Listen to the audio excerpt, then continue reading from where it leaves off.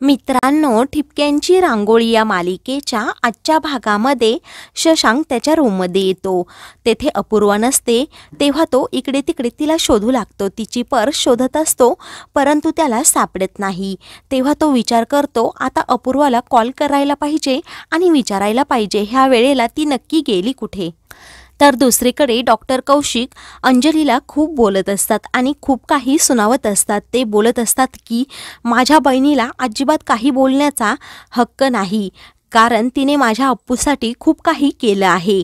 तू ते अजिबात डिझर्व करत नाही, असं म्हणून अंजलीची लायकी काढतात. तेव्हा अप्पू अंजलीलाही खूप बोलते आणि सांगते, पाडव्याच्या दिवशी तू आम्हाला इथून हाकलून दिलं, परंतु कानिटकरांनी त्या मुलांना पोटभर जेवायला देऊन खूप काही गिफ्ट्स पण दिले. तेव्हा मात्र अंजलीचा चेहरा उतरतो. सर्वजण अंजलीची लायकी काढत असतात. सारिका आत्या डॉक्टर कौशिक आणि अप्पूला जरा शांत बसायला सांगत असतात. तेव्हा डॉक्टर कौशिक अंजलीला बोलतात, एकेकाळी मी खरंच तुझ्यावर खूप मनापासून प्रेम केलं होतं, परंतु तू सर्व काही हिरावून घेतलं आहे. त्यामुळे माझ्या माणसांना बोलण्याचा तुला काही एक हक्क नाही आणि मी इथून पुढे ते खपवून पण घेणार नाही.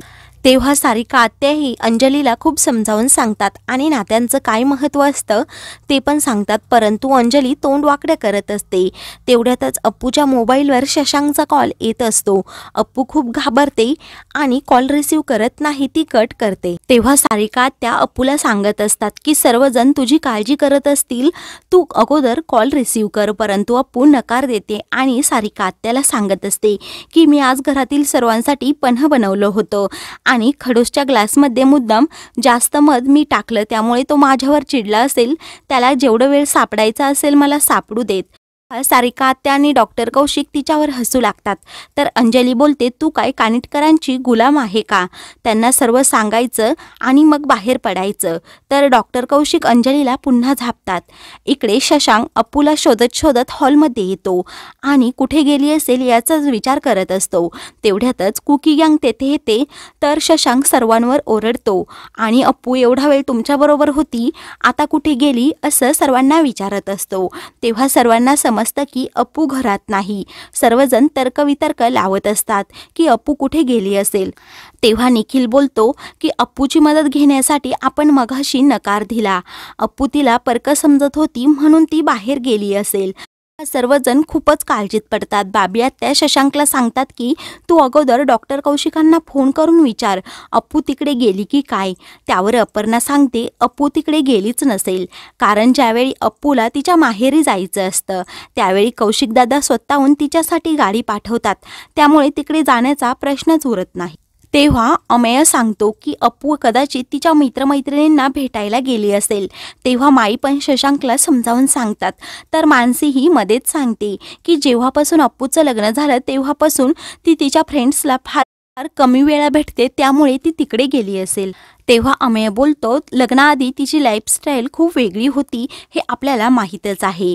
तेव्हा शशांक मध्येच अमेयला सांगतो की तिच्याबद्दल माझ्या इतकं कुणाला समजणार पण नाही. जाऊ दे, चांगल्या माणसांबरोबर राहून तिचा जीव गुदमरला असेल, त्यामुळे चांगल्या वातावरणात मजा करायला गेली असेल, असं तो सर्वांना सांगतो. शशांकच्या ह्या खोचक बोलण्याचं सर्वांना वाईट वाटतं. कुकी शशांकला समजावतो, आपली अप्पू खूप चांगली मुलगी आहे, ती वेडवाकडं काही एक करणार नाही. तेव्हा शशांक बोलतो, ठीक आहे ना, परंतु तिने एकदा तरी कॉल करून सांगायचं. तेव्हा माई, सुमी आणि मानसी बोलतात की ती तुला खूप घाबरते, तू ओरडेल या भीतीने तिने काही सांगितलं पण नसेल. तेव्हा बाबी आत्या शशांकला बोलतात, शशांक तुझं म्हणणं मला पटत आहे, आपण इकडे अप्पूची खूप काळजी करत आहोत, तिने एकदा तरी कॉल करून आपल्याला सांगायलाच हवं होतं. तेव्हा शशांक अप्पूवर खूपच चिडलेला असतो आणि घरातील सर्वांना सांगतो, ती आली ना मी तिला शिक्षाही देणारच. तेव्हा माई त्याला शांत करतात आणि बोलतात, अप्पूच्या बाबतीत तुझं कठोरपणं वागणं अति होत चाललं आहे, जरा परिस्थिती समजून घे आणि त्यावर रिॲक्ट हो. परंतु शशांक अजिबात ऐकून घ्यायला तयार नसतो, कारण त्याला अप्पूची खूप काळजी वाटत असते. तर कुकी गँग एकमेकांकडे पाहतच राहतात. दुसरीकडे सारिका आत्या अप्पूला सांगत असतात, खूप वेळ झाला आहे, आज तू इथेच राहा, परंतु अप्पू त्यासाठी नकार देत असते. तर डॉक्टर कौशिक बोलतात, तू एकदा त्यांना फोन तरी कर, कारण ते तुझी खूप काळजी करत असतील. तेव्हा अप्पू बोलते, नको, मी अशीच घरी जाते. त्यांना काय कारण सांगायचं असेल ते मी बरोबर मॅनेज करते. तसंही खडूस सोडून माझ्यावर कुणीही रागवत नाही. तर सारिका आत्या तिला विचारतात, तू काही खाऊन आली की नव्हती?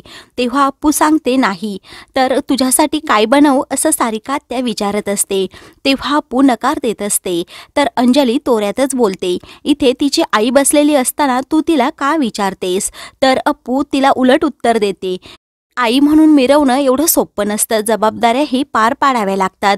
जा मग तू माझ्यासाठी काहीतरी बनव. तेव्हा अंजली सारिका आत्याला सांगते की जा अप्पूसाठी मँगो शेक बनवून आण. तेव्हा अप्पू तिला थांबवते. मी अंजलीला सांगते, तुलाच माझी आई म्हणून मिरवण्याची खूप हौस आहे ना, मग तू स्वतः किचनमध्ये जा आणि माझ्यासाठी मँगो मिल्कशेक बनवून आण. त्यासाठी अंजली नकार देते. आणि मी एक सुशिक्षित तसेच सक्सेसफुल डॉक्टर आहे, त्यामुळे अशा अडाणी बायकांची कामं मला सांगत जाऊ नकोस, असा ती खोचक टोमणा सारिका आत्याला मारते. त्यावेळी डॉक्टर कौशिक आणि अप्पूला खूप राग येतो. सारिका आत्याला बोलल्यामुळे अप्पूला खूप राग येतो. तेव्हा ती अंजलीला चांगलीच खडसावते. अंजली जागेवरून उभी राहते आणि अप्पूला सांगते, माझ्याबरोबर जरा नीट बोलायचं. तेव्हा अप्पू सांगते, मग तशी लायकी निर्माण करायची. दोघींमध्ये खूपच वाद होऊ लागतात. त्यावेळी सारिका त्या दोघींनाही शांत करतात. तेव्हा अप्पू अंजलीला तोंडावर पाडते आणि सारिका आत्याला सांगते, मला तुझ्या हातचं थालीपीठ खायचं आहे. तेव्हा सारिका आत्या किचनमध्ये जायला निघते. तितक्यातच अंजली पुन्हा सारिका आत्याला थांबवते आणि सांगते, ह्यावेळी अप्पूला अजिबात तेलकट खायला द्यायचं नाही. अप्पू बोलते, मला सारिका आत्याच्या हातचं थालीपीठच खायचं आहे आणि तुला जर माझी एवढी काळजी वाटत असेल तर तू स्वतः किचनमध्ये जाऊन माझ्यासाठी मँगो मिल्कशेक बनवते का? परंतु अंजली जात नाही. ते पाहून सारिका आत्याच किचनमध्ये जातात. त्यावेळी अप्पू अंजलीचा चांगलाच समाचार घेते आणि माझ्या आत्तूला बोलण्या अगोदर जरा विचार करत जा, कारण तू मगाशी बोलली होती की कानिटकरांचा मी काही गुलाम आहे का? आता तू स्वतः काय केलं? माझ्या आत्तूला तू गुलामासारखी का वागवतेस? तू स्वतःचं जरा परीक्षण कर. अप्पू आणि डॉक्टर कौशिक मिळून अंजलीचा चांगलाच माज उतरवतात. त्यानंतर अप्पू तो विषय टाळते आणि डॉक्टर कौशिकांना सांगते, बाबा उद्या तू नक्की यायचं आणि कोणाला दुखवणार नाही याची काळजी घे, कारण त्यांना कमीपणा अजिबात वाटायला नको. तेव्हा डॉक्टर कौशिक अप्पूला शब्द देतात, मी व्यवस्थित त्यांना सर्वांना समजावून सांगेल आणि उलट भांडण करून त्यांना हे पैसे किंवा माझ्याकडून मदत घ्यायलाच लावेल. तेव्हा अप्पू खूप खुश होते. तेवढ्यातच सारिका आत्या तेथे येते आणि अप्पूला सांगते, मी गरमागरम थालीपीठ तुझ्यासाठी बनवून आणलं आहे. तर अंजली लगेच तोंड वाकडे करते. दुसरीकडे शशांक खूप चिडलेला असतो.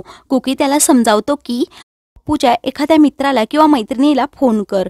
तेव्हा शशांक उलट उत्तर देतो, असल्या उडाणटप्पू लोकांचे फोन नंबर मी माझ्या मोबाईलमध्ये ठेवतच नाही.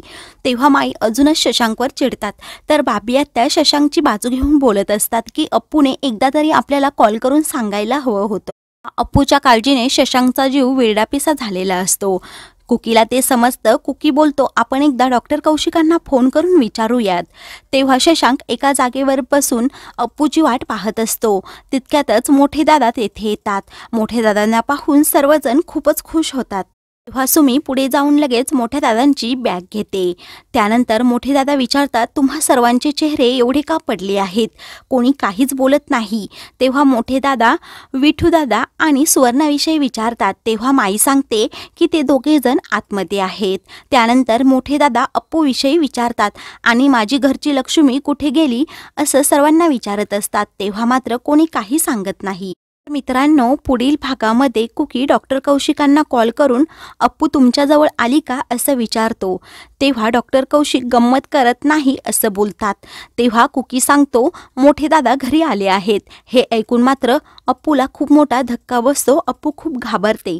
तर मित्रांनो, अशाच मालिकेंचे पुढील भाग पाहण्यासाठी चॅनलला सबस्क्राईब करा.